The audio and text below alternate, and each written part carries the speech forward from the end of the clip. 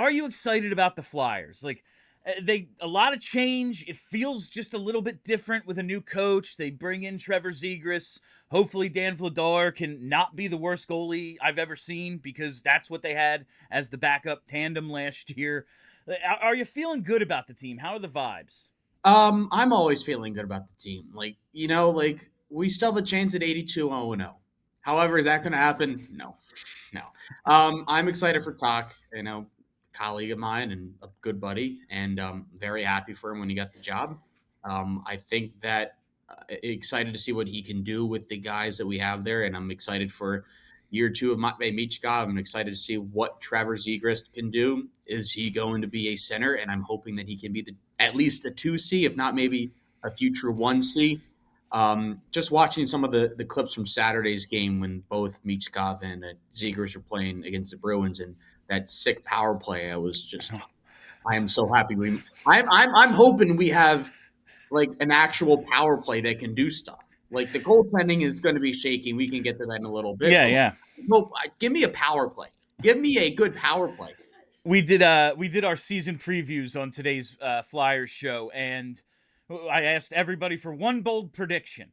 I said Trevor Zegras is making Team USA. They're gonna say, "Sorry, we didn't invite you to camp, bud." It's over the top stuff like that. Yeah. And Charlie, my co-host, just goes, "Top 15 power play."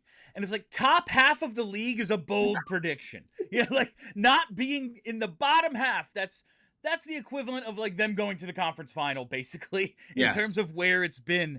And It would just be so nice, and seeing Zegras and Michkov, the way they're able to move the puck, it just gives you a little hope that when the Flyers have more guys on the ice, they won't somehow become a worse team. So that'll be a lot of fun to see. I also want to see like on that system, like I think Drysdale had a good bounce back year of sorts. Can he do another? Can he up that from last year? Can he stay healthy? I want to see how Cam York looks. I think he was looking pretty damn good in the preseason. Sanheim, just continued growth from those guys. And I'm kind of curious too, like some of these younger guys that a little disappointed that like I thought Alex Bump really stood out during the preseason in his limited action, but Grabankins looked pretty well, I will say. Like Absolutely.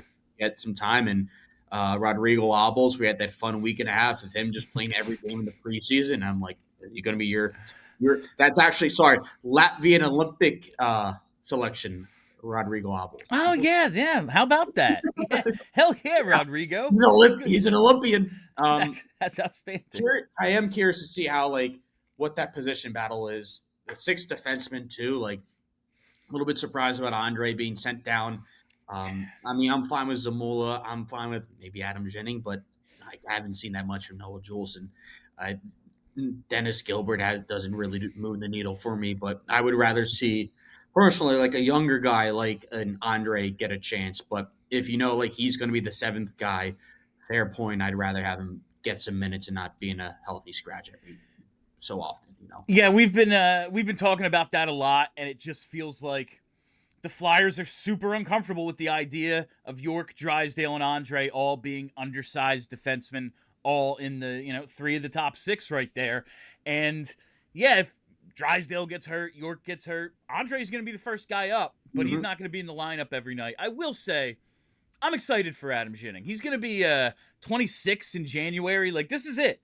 He gets to prove he's an NHL player or not, and that's a cool opportunity for him. So there's a lot of guys that have proven it. Like Zamula's one of them. Drysdale essentially is one of them. Maybe at least like what he can get for a contract. Like technically Abels, he's a Latvian superstar, but he's got this is his 1 year deal. Gilbert and Juleson and Dvorak, we'll see what happens with him. Maybe he gets dealt. Maybe he likes it here and he gets paid, and maybe a couple year extension. But like, I also don't mind I'd love to see Bump play. I'd love to see Jett Luchenko, but I would rather also see them like kind of with like what Chicago's doing. Like you don't need to like rush these guys. Like, Frank Nazar started last year in the minors and he was crushing, and then he came up and he had a hell of an ending to the year. He played in World Championships. He's looking pretty good. He's doing the 6-7 celebration that Darren Pang somehow is now knowledgeable in, and I'm very happy that he is. He's he knows the culture. But I kind of do want to see.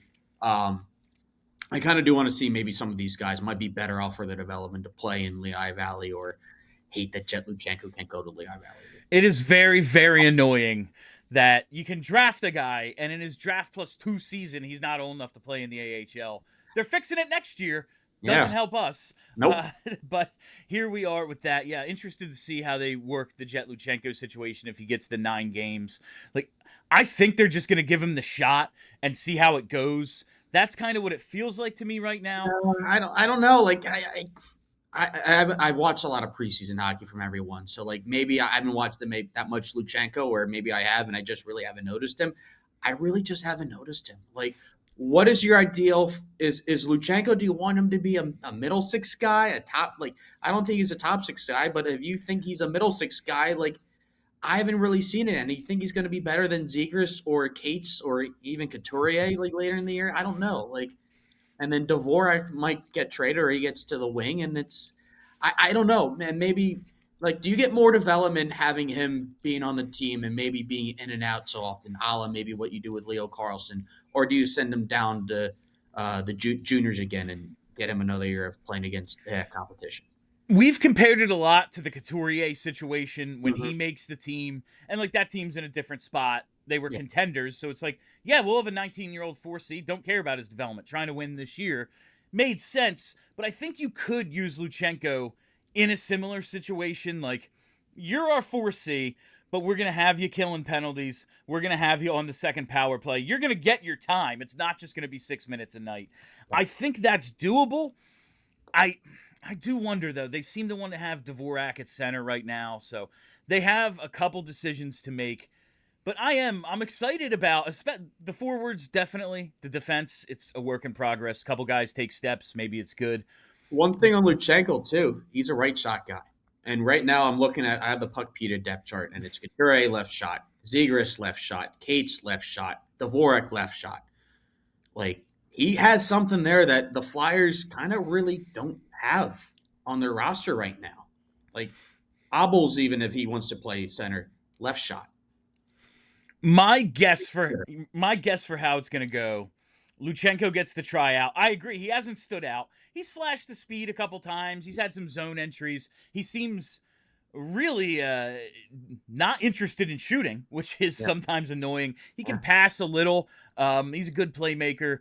But I think they're going to give him the 9, see how it goes, and then at the end go, you're staying, or Rodrigo Abels, welcome back to the NHL.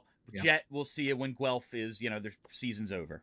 He had 4 games Jett did 4 games in the NHL. I went to the home opener, and he kind of I was excited for him, and also the Tyler Myers 1,000th game with Vancouver. That's right, yeah. Homecoming. -3 in those 4 games. You had 45% from the faceoff dot, 14 minutes average ice time, and only 3 shots on goal. Like, okay, sure, but like, I don't think even last year he really stood out, but that's 18-year-old Jett Luchenko compared to 19-year-old Jett Luchenko.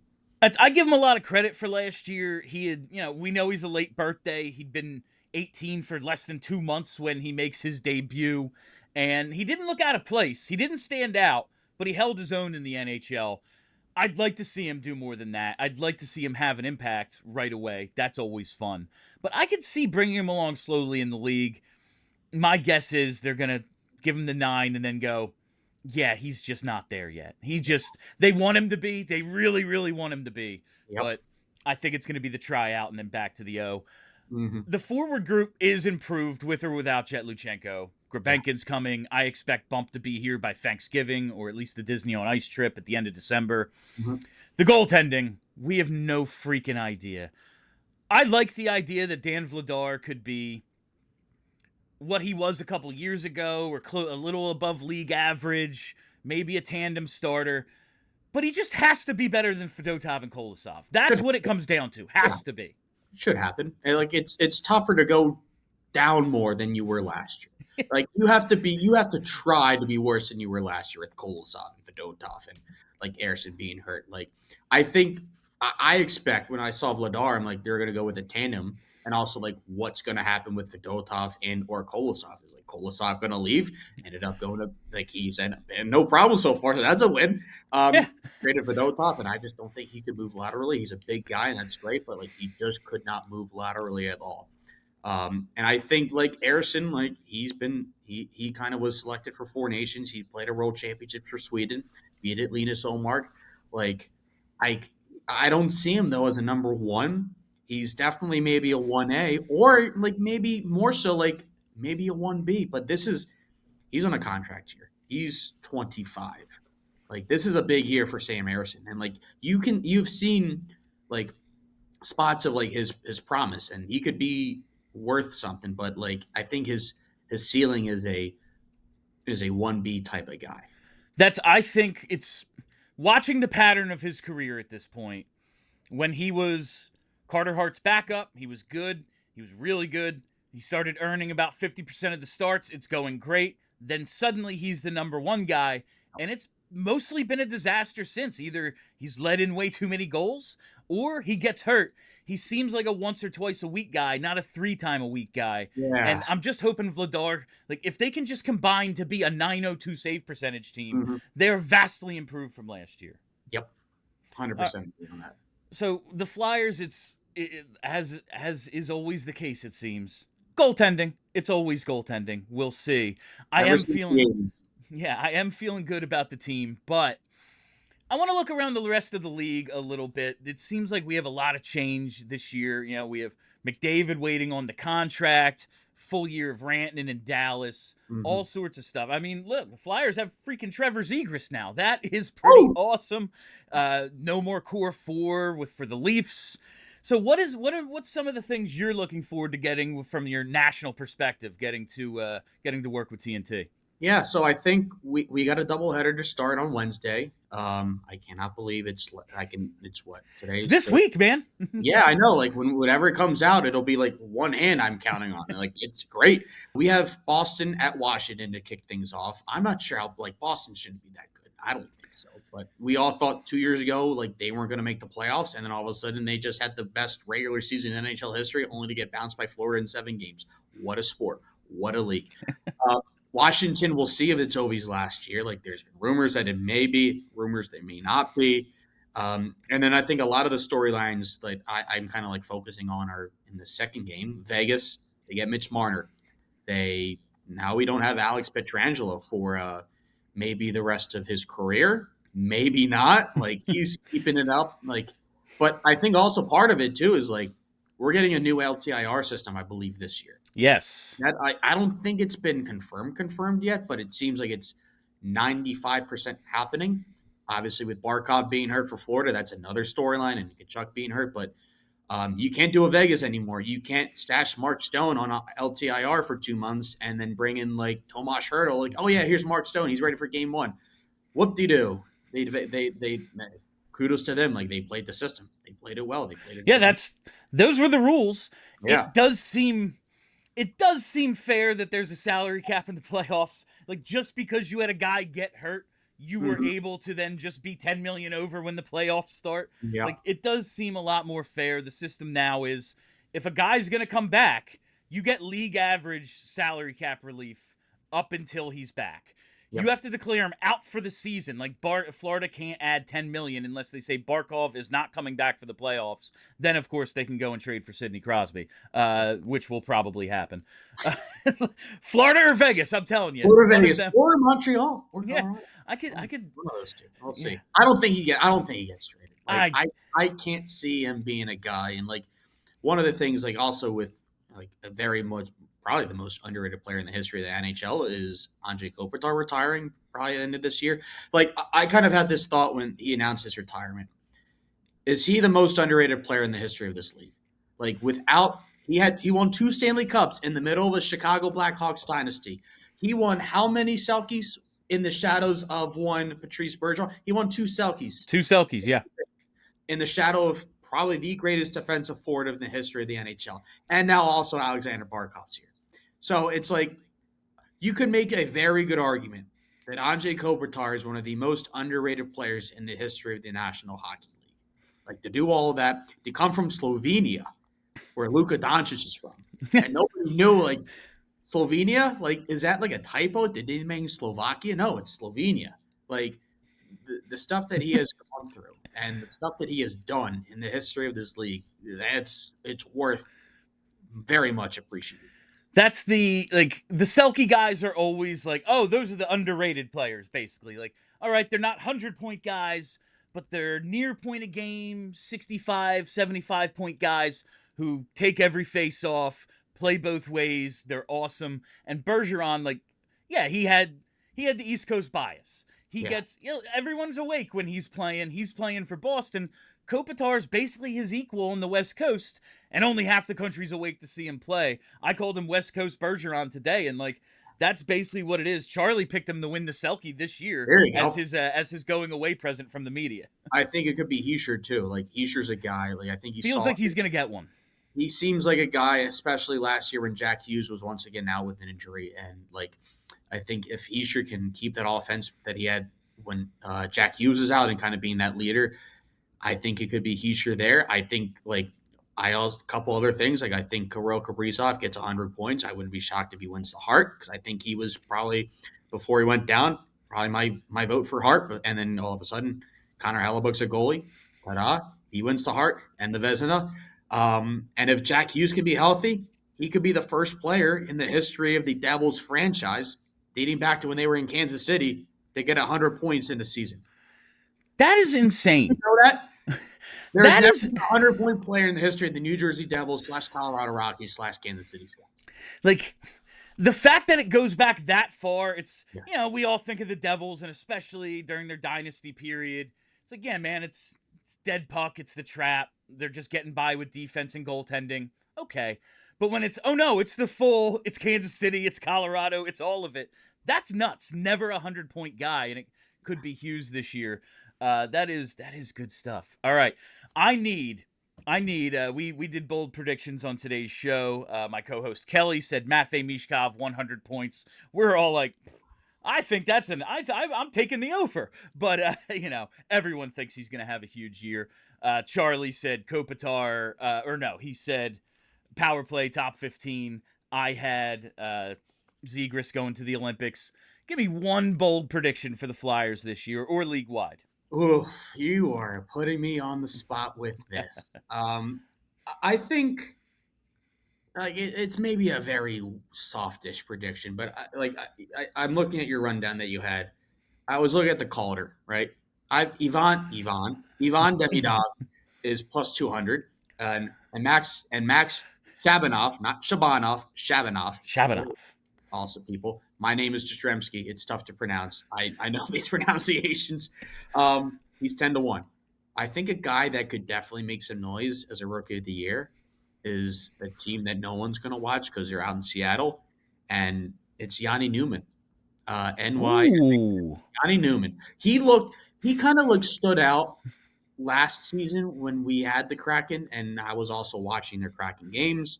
He stood out in the preseason. Preseason's different, but I think the guy, he might not win it, but I think he will certainly be he could be a finalist for that award. And I think if he can add some punch to that power play and add some punch in offense, he's a power forward. He could be a guy worth watching. I'm excited to see San Jose too. Like I don't think they will. Bold prediction here. I think Anaheim makes the playoffs too.